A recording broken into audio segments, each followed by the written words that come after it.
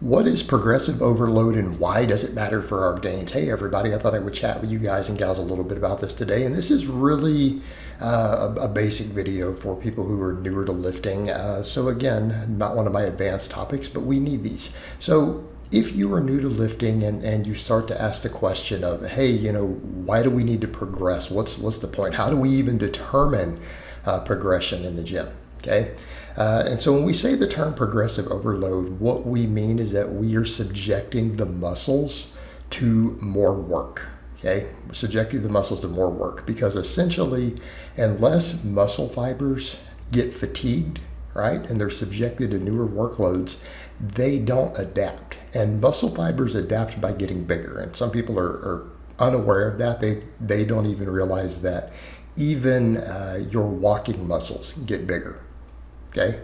Now, those are very, very small fibers, and so the muscles don't get particularly big. You're not getting it jacked from marathon running or long distance walking, but those muscles do get bigger. And so when people think of muscle strength and even the ability to stand up, the ability to walk, okay, that's caused by the muscle fibers getting bigger. Muscle fibers only really adapt by growing or shrinking.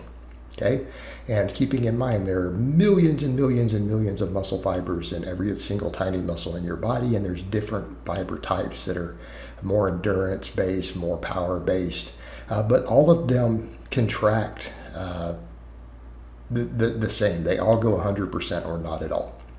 So without getting into too much of that nuance, they have to be subjected to new workloads. In other words, just like when you're walking, if you only get up and you're let's say you've gotten sick, right, and you've been stuck in bed, you get up and learn to walk again, you're going to have to walk progressively further. And if you do, the muscles involved with walking, more of them will get bigger and bigger.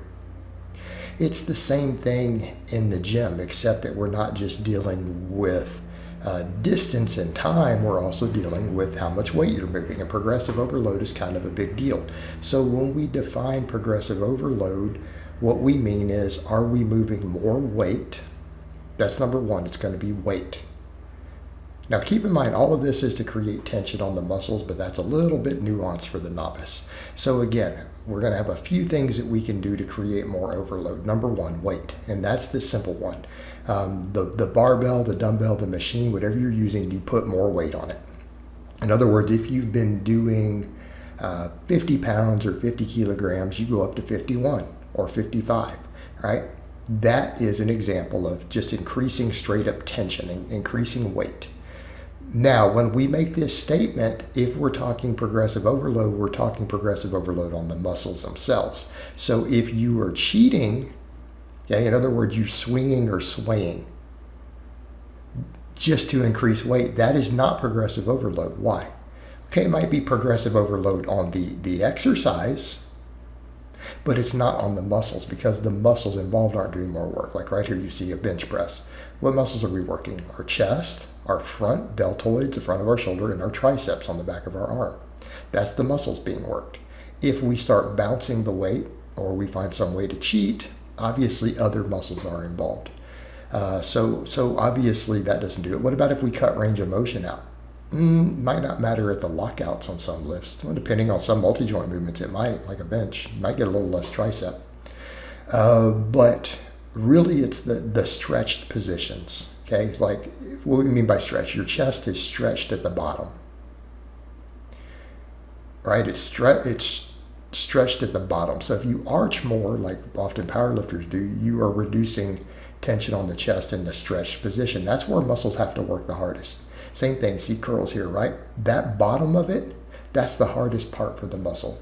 Now granted, because of the angles involved, not always the case, but if it's locked into a machine, it absolutely is, okay?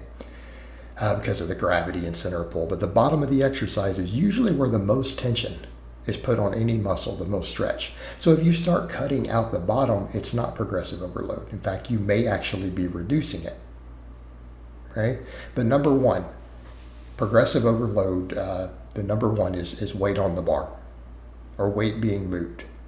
Now, in my case, you say pull-ups, so that's your body weight. Well, that's still a weight. Your body is still a weight, but I'm also adding plates there, okay? So Increasing weight is the primary method by which we increase progressive overload. Again, assuming the range of motion and the form do not change. Okay, as long as they're similar. What else? How about adding repetitions? If you can add repetitions with the same weight, that is progressive overload.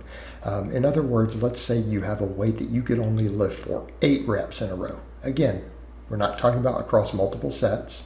That would be overall volume. So we're talking in a single set, which means you start and stop one time, right? With minimal rest in between repetitions. Okay, so a set. If you can do more reps, if you've been doing 8 reps and you build up to 9, or you build up to 10, okay, we've added reps. That is a form of progressive overload. Right? That is a new stimulus. The muscles have had to do more work, so something is then adapting. Okay? Something is adapting. Now, people will say, well, if you just kind of train to failure on all of those, won't that automatically put it there? That's true. But if you train to failure and the muscles are adapting, you will add reps by default. In other words, if muscles adapt to that, your 8 will turn into 9. It will eventually turn into 10. It will eventually turn into 11. Okay? And that can be looked at set to set. When you're a novice, that's easy. And you get more advanced, you literally might be, can I add 1 rep to any of my sets? Okay, which is still increased in reps. So let's say you've been able to do 10, 10, and then 8 with a weight. But then you get to where you can do 10, 10, and then 9 on the last one. Okay, that still counts. That's progressive overload. It's much smaller, but again, when you get more advanced, we accept things like that. That becomes our normal. We have to train that way. The other one is going to be through volume. Okay, volume is a form of progressive overload. And I would say that's more of a case of we're definitely trying to force adaptation because we've stalled a little bit, adding more sets. So in other words, let's say you've been doing 3 sets of 10 and it's all kind of stalled. It's been staying the same weight, same rest, but you add a 4th set.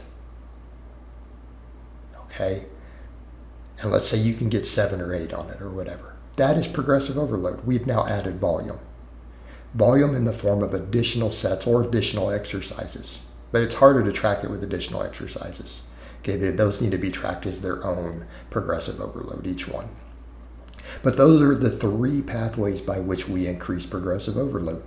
Okay, it's going to be weight on the bar, which is direct tension. It's going to be how many reps you can do in a set, right? And then we're going to have volume, which is going to be the total number of sets and work that we've done. And those are the 3 pathways by which we increase the work that a muscle does. All of them are capable of producing adaptations and growth in those muscle fibers. All right, guys, but that's really all I have to say on that today. I hope it's been informative, and I'll talk to you guys and gals next time.